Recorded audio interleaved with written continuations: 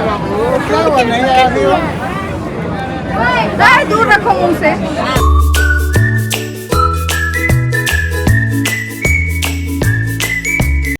Hello everyone, मेरा नाम है नीरू और मैं रहती हूँ गुवाहाटी में। और आज मैं बहुत ज़्यादा खुश हूँ क्योंकि आज मैं चीकू के मुंडन के लिए जा रही हूँ कामाख्या मंदिर। और यहाँ मैं 6 साल बाद आ रही हूँ। आप सोचोगे 6 साल का तो चीकू है ही नहीं, तो 2 साल कोरोना में निकल गए। 2019 में गई थी मैं, उसके बाद 2 साल तक मंदिर बंद था, मतलब अम्बुबाची मेला वगैरह नहीं लगता था और मैं जा नहीं पाई थी। और उसके बाद चीकू पैदा हुआ तो इसकी मन्नत थी कि 5 साल का हो जाएगा तो इसके बाल कटेंगे तो ही जा सकते हैं, उससे पहले जा नहीं सकते। और ये मन्नत इसकी दादी ने इसके पैदा होने से भी बहुत पहले से ही मांग के रखी थी।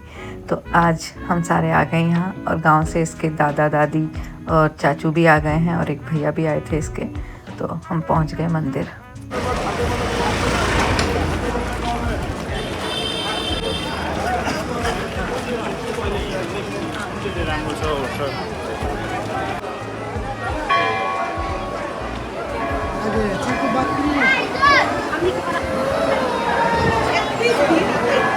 और आज है 11 मई। बहुत ज़्यादा भीड़ थी, बहुत सारे पॉलिटिशियन आ रखे थे क्योंकि कल 12 मई को गुवाहाटी में ही यहाँ के सीएम को शपथ लेनी है। तो सारी जगह से सारे जो भी पॉलिटिशियन हैं वो ऑलरेडी गुवाहाटी आ रखे हैं, तो दर्शन के लिए आ रखे थे। तो इसलिए बहुत ज़्यादा भीड़ हो रखी थी मंदिर में। वीआईपी लोग भी आ रखे थे, पब्लिक भी आ रखी थी, बहुत हौच पौच हो रखा था पूरा। और गर्मी भी थोड़ी बहुत थी, ज़्यादा तो नहीं थी। तो अब हम जा रहे हैं इसके बाल कटाने के लिए।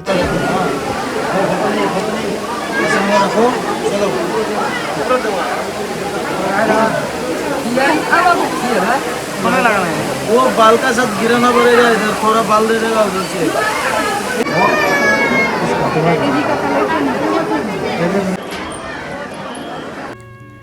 आज लेके तो आ गए हैं इसके बाल कटने का, आज मुहूर्त है। मुझे बस टेंशन ये है कि पता नहीं ये क्या करेगा, ज़्यादा रोए वोए ना, ज़्यादा मतलब नाटक ना करे, रो धो के लोट पोट ना हो जाए। इसलिए मैंने इसे एक कोल्ड ड्रिंक की बोतल भी दिला दी है।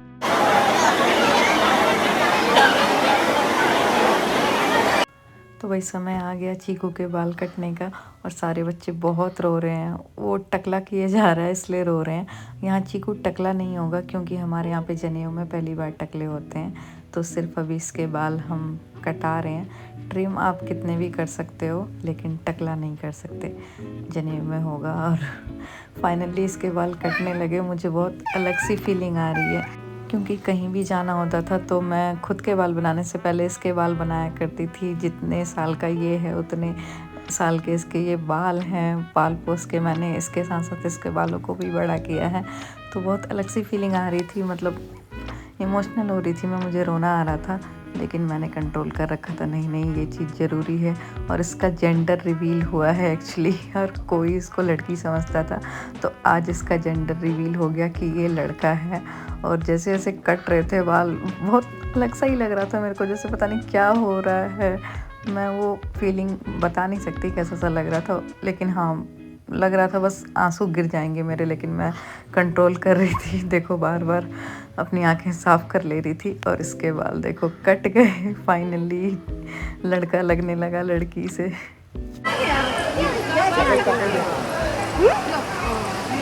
बाल कहाँ से लगे था? रानी बेटी से अब बेटा हो गया आज से। चकड़ी दिखा दो।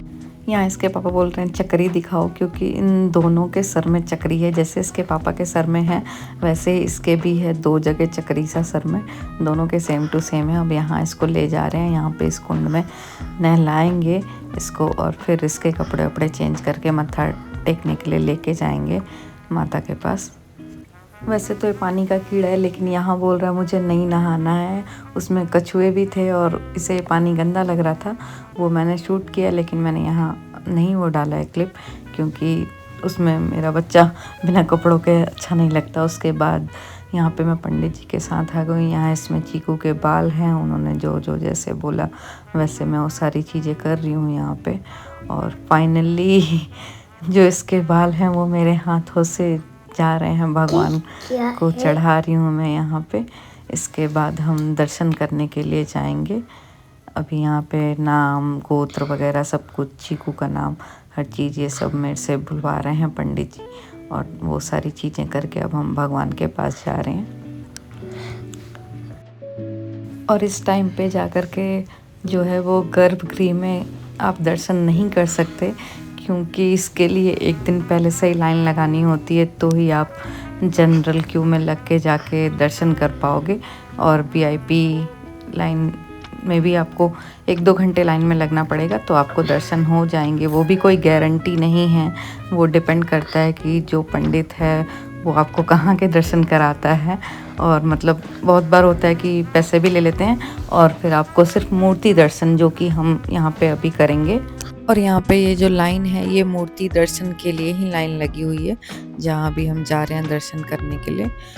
और अंदर फोटोग्राफी वीडियोग्राफी पूरी तरह से मना है, रिकॉर्ड करना, कुछ भी फ़ोटो क्लिक करना। और जो गर्भगृह है वहाँ के दर्शन जब आप करने के लिए जाओगे तो वहाँ वो एकदम नीचे है और वहाँ पे एकदम अंधेरा रहता है और एक बड़ा सा दिया जलता रहता है।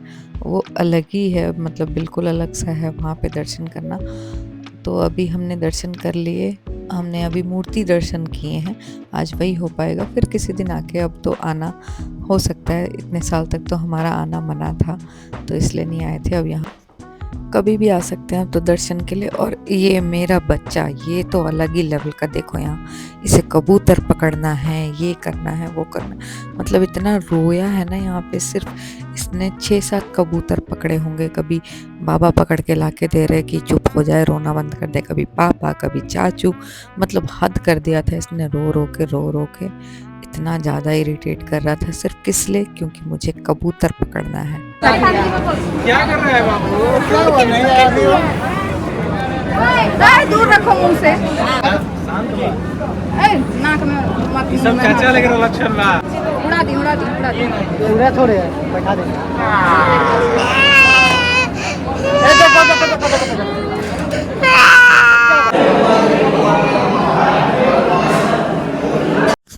तो बस हो गए दर्शन, हो गया मुंडन। अब हम जा रहे हैं घर।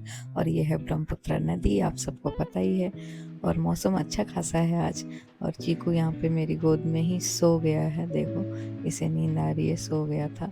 अलग ही लग रहा था, सब यही बोल रहे थे कि एकदम अलग सा इसका फेस लग रहा है।